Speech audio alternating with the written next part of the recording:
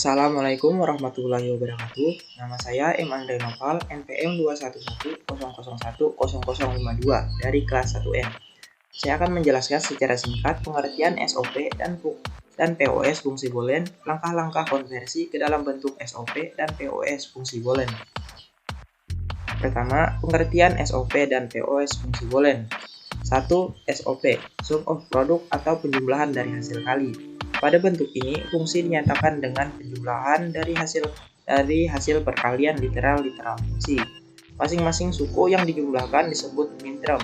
Dalam penulisan, minterm disimbolkan dengan huruf M kecil, diberi indeks angka yang menunjukkan perkalian literal yang diwakilinya. Contohnya seperti berikut. Kedua, bentuk POS, product of sum, atau perkalian dari hasil jumlah. Pada bentuk ini, fungsi dinyatakan dengan perkalian dari hasil penjumlahan literal fungsi. Masing-masing faktor yang dikalikan disebut maxterm. Dalam penulisan, maxterm disimbolkan dengan huruf M kapital, diberi indeks angka yang menunjukkan penjumlahan literal yang diwakilinya. Contohnya sebagai berikut. Kedua, langkah-langkah konversi ke dalam bentuk SOP dan POS fungsi boolean. 1. Konversi ke bentuk sum of product atau SOP. Cara konversi ke bentuk SOP atau sum of product adalah sebagai berikut. Nyatakan fungsi boolean f sama dengan a plus b tanda petik c dalam SOP. Langkah yang pertama, a harus dilengkapi dulu literal untuk tiap suku agar sama, seperti di bawah ini. B. Jumlah semua suku dengan literal yang lengkap, seperti yang ada di bawah ini.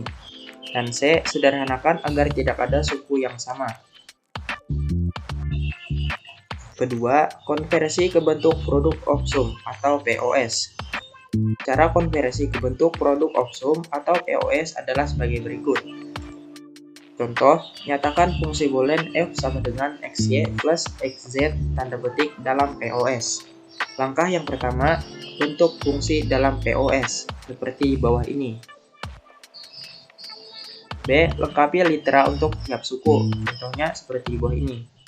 Dan C. Jumlah untuk setiap suku dengan literal yang lengkap. Kesimpulannya, SOP pada bentuk ini fungsi dinyatakan dengan penjumlahan dari hasil perkalian literal fungsi.